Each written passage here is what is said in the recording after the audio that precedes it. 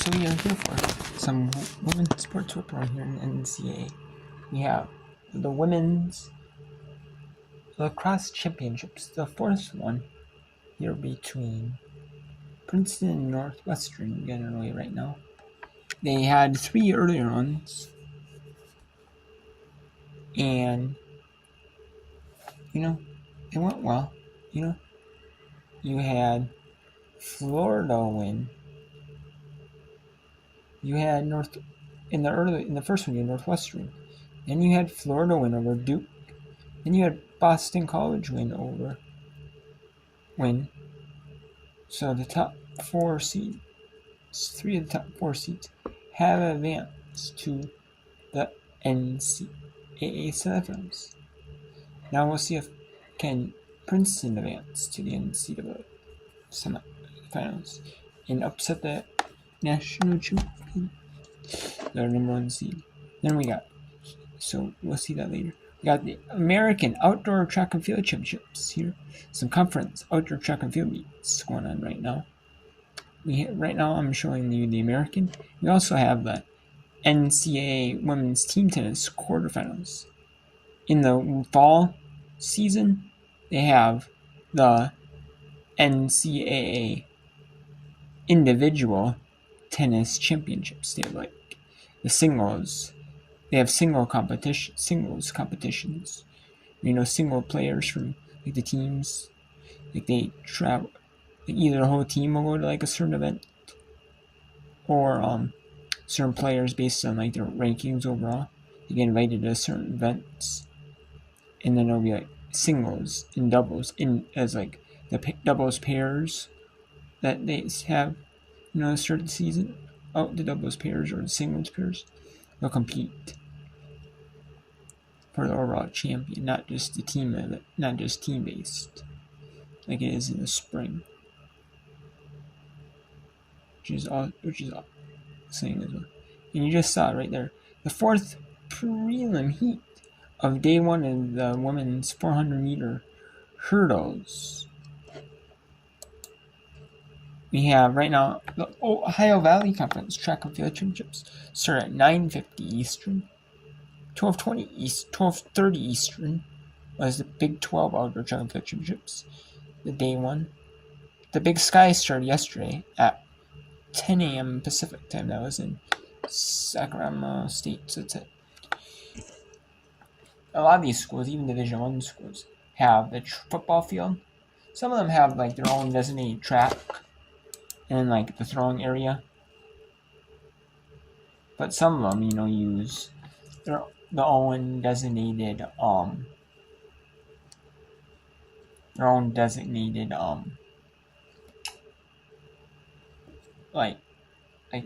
track and field within the field for field events. Some the grass. Some have their own. Some just use the football field. Some schools do. So it just depends. High school does. A lot of high schools use the football field. At least mine would. A lot of high schools would. And even some Division I schools do. And then we have this in the Division I tennis championships, men's and women's tennis championships, hosted by Baylor University in Waco. Baylor, we had 2 already matches got finished. We had the number 1 team, Georgia.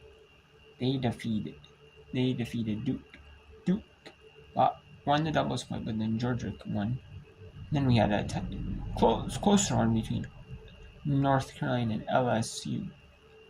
However, North Carolina took that one over LSU, over Louisiana State. We have here Texas A&M University against the University of Tennessee at Knoxville. So we have a tight game here, match here.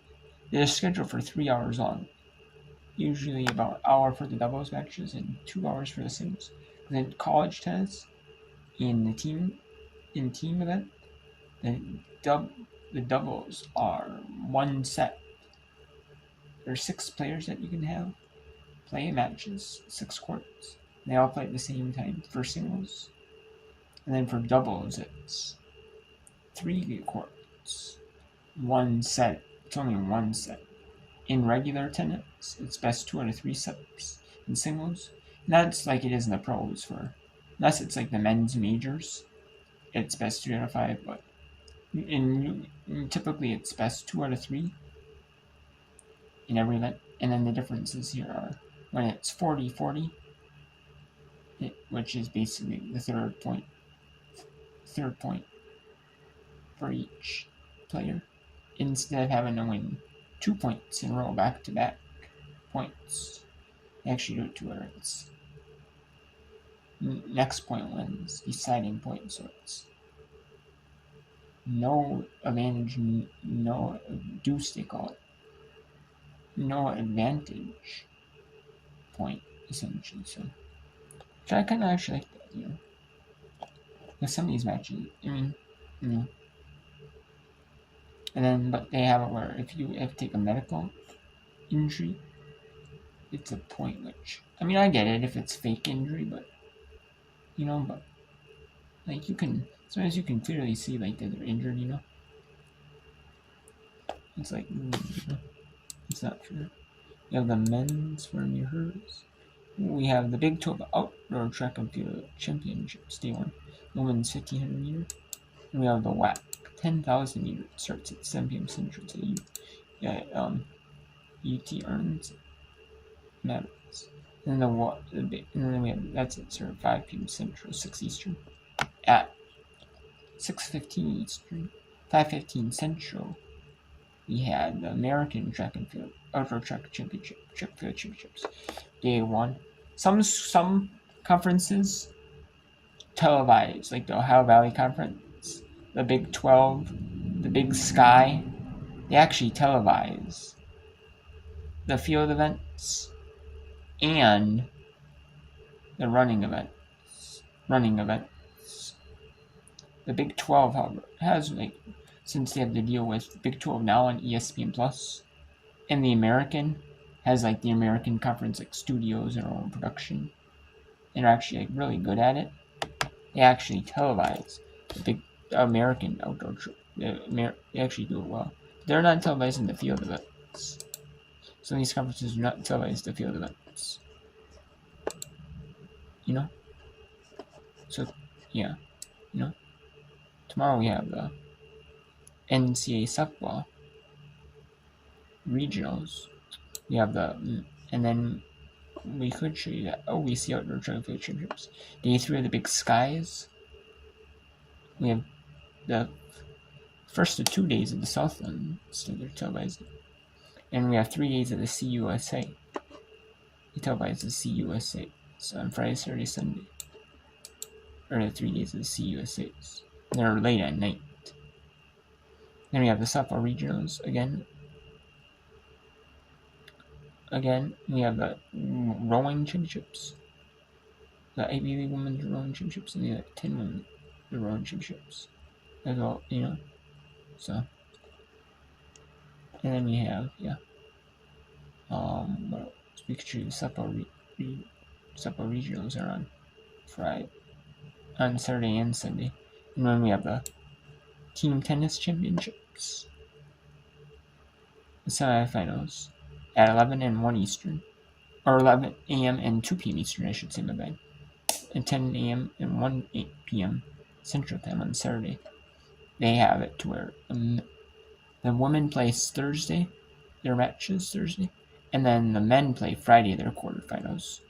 And then Saturday, the women play, since they got the day off, they play earlier on Saturday, and the men play later on Saturday.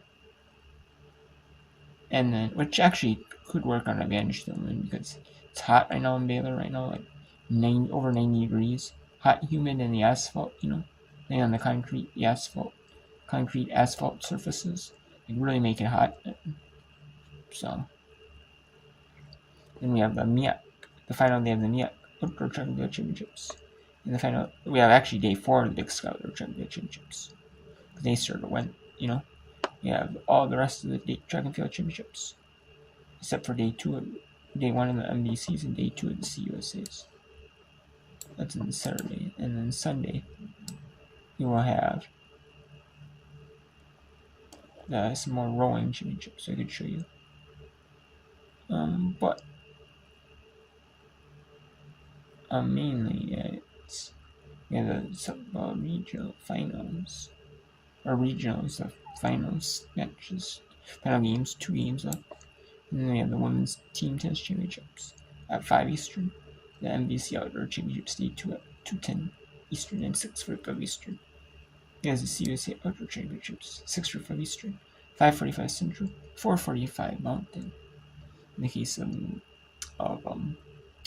New Mexico State and like New Mexico State and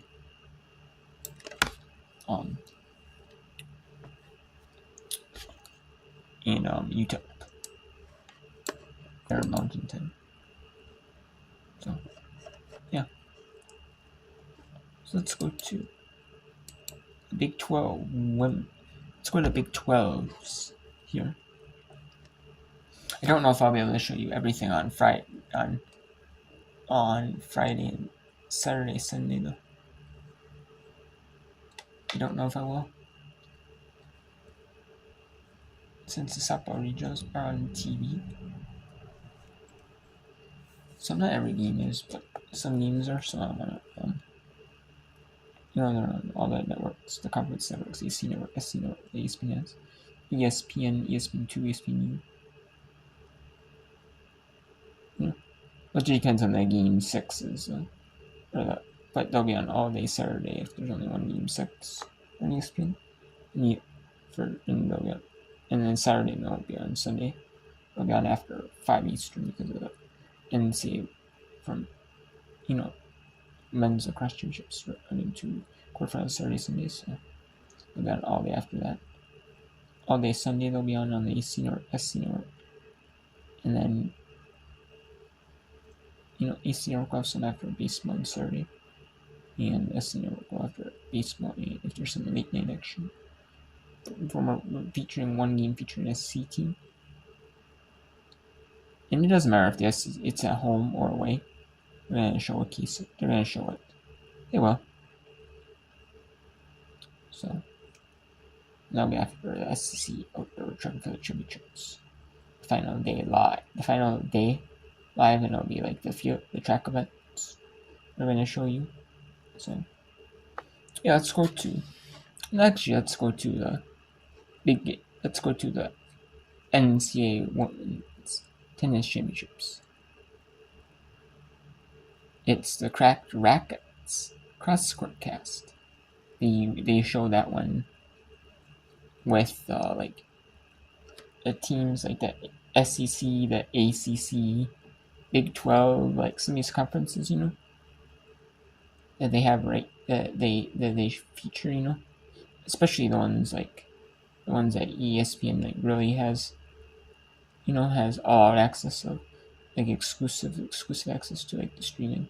And they actually have they've actually made like either the conference themselves or like the school, schools themselves, Again, it might be a conference-wide thing, but like big initiatives in like tennis, showcasing tennis, and they have like the Cracked Rackets casts, the announcers, for men's and women's tennis. So so they have the Cracked Rackets announcers. As you see there, the rackets are cracked. They're broken. That's to implicate the Cracked Rackets cross-court cast. I wonder what they're gonna do for the championship. They might just have it the same feed though. It might, honestly, because they're doing it on tape delay. Though, which usually I've never seen them air the NCAA tennis championships. Like now, ESPN is actually becoming more like better at this. Like there are even some of this stuff that like they would only like some of these like events. They would only like televise like live. Like some of these events, like you see like men's hockey, like women's hockey, see them televised like the finals or live at least, or some things you see the finals live on TV, like water polo, you see men's volleyball, you see the outdoor track and field championships. You see like the volleyball after the round of the 16. You see onward on TV. The first rounds you don't see on TV televised much, but I'm sure in the future you'll see the first 2 rounds televised on TV. I mean, it just overlaps with, if it overlaps with like football. Maybe on like ESPN, you won't see them, ESPN2, ESPN, the conference networks. You will so. You'll see that, and you'll see it on yeah, eventually you might see women's soccer. You see like women's soccer or men's soccer. You see like men's water polo televised live. Some of these main events you don't see televised live, like fencing. You don't see fencing live. You see like the Division 2 and 3 in FCS football championships. Some of the games. But even the final, at least you see live. In Division 2, Division 3 men's or basketball championships. You don't see them on TV, or you see them on tape delay. Or see Division 2 live, and but you don't see it's an ESPN thing though. But their thing they have to do as part of their part. They don't air like live, they air tape delay, even that. So yeah, and then they are all the stuff they at least air, they are on tape delay. No. Before, like, you never seen like the tennis championships, team championships. ESPN never had the rights to them. I think they had like it with like Tennis Channel. The Tennis Channel, I think, sold the rights. They wanted about rights separately, because ESPN has it where like all of these championships, like the tennis championships, hockey, the men's and women's hockey championships. You have the softball, the baseball. You have men's volleyball, indoor, outdoor track and field. You have like gymnastics. You have, like I said, softball, baseball. What else am I missing? The cross country. Men's water polo, women's water polo, soccer, tennis. All of these are combined in a one package deal. Football isn't. FBS football isn't. Maybe FCS football might be sold separately. I could see that though. Being sold separately. Or they might just like throw it in here, throw in the bundle. And then it makes the bundle more valuable, Like I know women's basketball, men's basketball is sold separately. For a while, those are kind of like regionalized. That's like board still with like CBS and Turner Sports. And then that women's now. I think they sold that with like then when it was regionalized with the yes. And now I think it's sold separately because it's more valuable, They're trying to make it more valuable on its own. Maybe they take less for the NCAA women's basketball tournament. Maybe the NCAA does take less. Like maybe instead of like with this bundle they take 150 million, say 100 million. But then they say, well, we'll sell you it for like 75 million. But then the other stuff bundled together might be like, even with the other bundle, the other bundle might be say like 30 million. So they're hoping to make, it's kind of like that, something like that. I think I'm not for sure.